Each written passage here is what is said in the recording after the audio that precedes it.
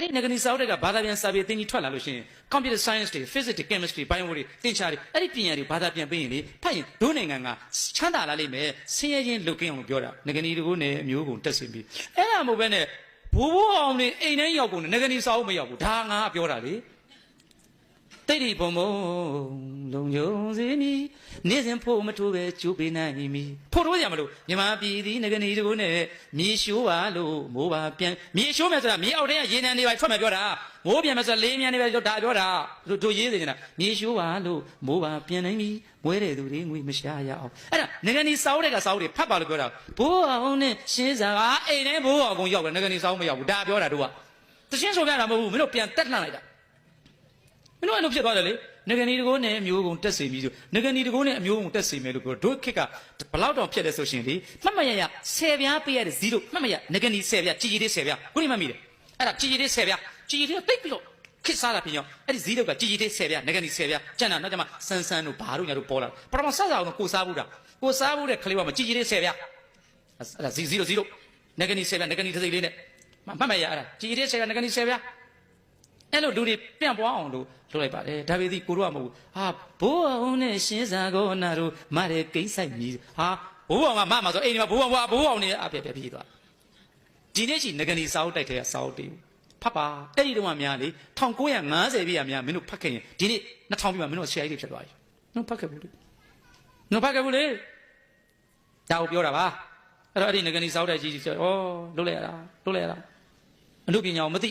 အမှုပညာမသိတော့တခါတည်းအနုပညာမသိအောင်တမိုင်းကြောင်းကစောင်းသွားတယ်။မန္တလေးမှာတချင်းဆိုပါတယ်ဓမင်းစီဒီပဲဒါကိုဖြီးလိုက်တာပါ။နောက်ဆုံးရွှေရညွန့်200ပြည့်မှာဇော်ဝင်းထွတ်တို့ကိုမင်းတို့ကဒါလေးထည့်ပြီးရိုက်စမ်းပါ။စက်မန်းလေးမှာမေဆွေရတချင်းဆိုတယ်။တမတော်ကြီးကိုအင်အားရှိလို့ဖက်တဲ့နဲ့ဝိုင်းပြက်တယ်။အဲ့ဒီမှာဘိုးချုပ်ထွန်းကြီးကတိုင်းမှုဘိုးချုပ်ထွန်းကြီးကဖက်နဲ့မပါတဲ့ကောင်တွေကိုအကုန်တန်းစီတော့ဘီဝါတွေတက်ပြီးကပတ်နဲ့ရိုက်ပြက်တယ်။ဓမန်းလေးမှာတကယ်ဖြစ်ပြက်ခဲ့မေဆွေချင်းပရမဆိုရတော့ဆိုတော့အဲ့ဒီတချင်းဒီစစ်တပ်ကိုမုန်းနေတယ်ဆိုပြီးတော့အဲ့ဒါဓမင်းစီဒီကပြောခဲ့ဘူးပါတယ်မဟုတ်ဘူး1945ခုနှစ်တော်လန်ရေးနေ့ကျင်းပတော့မယ်ဆိုတော့မတ်လ1945ခုနှစ်ဖေဖော်ဝါရီလ26ရက်နေ့မှာအဲ့ဒီတချင်းရေးပါတယ်ရွှေတိုင်ညွန့်ကသေကန်ဒီမှာပစောက်ကင်ဆာဖြစ်နေကမှာဘိုးထွန်းလာကိုတွားပြီးတော့ကိုထွန်းလာကုန်းရွှေသွားတယ်ကွာတက်မတော်တို့ကိုတချင်းလေးတပုတ်တော့စံပြဖြစ်အောင်ရေးစမ်းပါဆိုလို့ရွှေတိုင်ညွန့်ကနေမကောင်းတဲ့ကြားတဲ့ဘိုးချုပ်ကိုယ်တိုင်ရေးခိုင်းတဲ့တချင်းပါလားဆိုပြီးတော့ तू မရေးနိုင်တော့ကိုလမောင်ကိုပတ်တရားလေးနဲ့ဒါတော့ဆရာလည်းမမိပါဘူးအတန်ကြည့်ရတာတော့တမတော်ကုံရောင်းထုံးပြောင်းဖို့ရာဒိုးစွမ်းဆောင်ရမည်တမတော်ကုံရောင်းထုံးပြောင်းဖို့ရာဒိုးတာဝန်ဖြစ်သူအတန်ကပတ်တရားနဲ့ရှာတာလားမသိဘူးလို့ဒါတော့ကိုလည်းမှန်းကြည့်တာပေါ့သွားပုံကသွားနေရ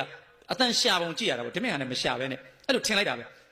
ရေးရှိကရင်တုံးဆိုတော့အဲ့ဒီတချင်းလေးကိုရေးလိုက်ပြီးတော့ဖေဖော်ဝါရီလ26ရက်နေ့တော်လန်ရေးနေ့မဖြစ်ခင်တလအလိုမှာရွှေရညွန့်ကွယ်လွန်သွားတယ်ဇော်ဝင်းထွတ်တို့ရဲ့အဖို့ရွှေရညွန့်ကွယ်လွန်သွားတဲ့အခါမှာဗိုလ်ချုပ်ကိုယ်တိုင်တမတော်ရဲ့အခမ်းအနားနဲ့ချပါကွာသူ့တချင်းလေးကို तू မသိသွားအောင်ဆိုပြီးတော့မှရွှေတကုံကုန်းမြေမှာအဲ့ဒီတမတော်ကြီးကိုအင်အားရှိဖို့ရဲဘော်ပေါင်းကိုသွေးသားလို့အစင်ဒါကဘယ်သူနဲ့မှမပတ်သက် no အစောမောင် no အတန်းရွှေဘယ်သူမှမပတ်သက်ဘူးဥအောင်ဗိုလ်ချုပ်အောင်ဆန်းကိုယ်တိုင်တီချုံခဲ့တဲ့တချင်းကိုတမိုင်းမသိတော့အဲ့ဒီမှာဖက်နဲ့ပြစ်ထားတော့အဲ့တချင်းမဆိုရဲတော့ဘူး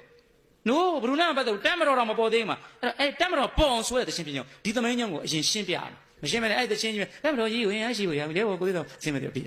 တော့ဆိုအဲ့ချိန်မှာအဆင်မပြေဘူးအရေးကင်းပြီးကြစားမှာဆိုတော့ဒါတချင်းမဆိုရင်ကျွန်တော်ကျမလေးအခုဘဘရွှေတန်ညွန့်ရဲ့တချင်းတစ်ပုဒ်ကိုဆိုပါမယ်ဒီတချင်းက1945ခုနှစ်ဖေဖော်ဝါရီ26ရက်နေ့မှာကိုလွန်သွားတဲ့ရွှေတန်ညွန့်ရေးခဲ့တာပါ1945ခုမတ်လ29တလနဲ့တရက်အကြာမှာတမတော်ကြီးဂျပန်ကိုတော်လှန်တဲ့အခါမှာဒီတချင်းနဲ့စခဲ့ပါတယ်ဆိုရင်ဒီလိုမျိုးပဲရှင်းလိုက်ရင်ပြဿနာမပြီးခဲ့တာပေါ့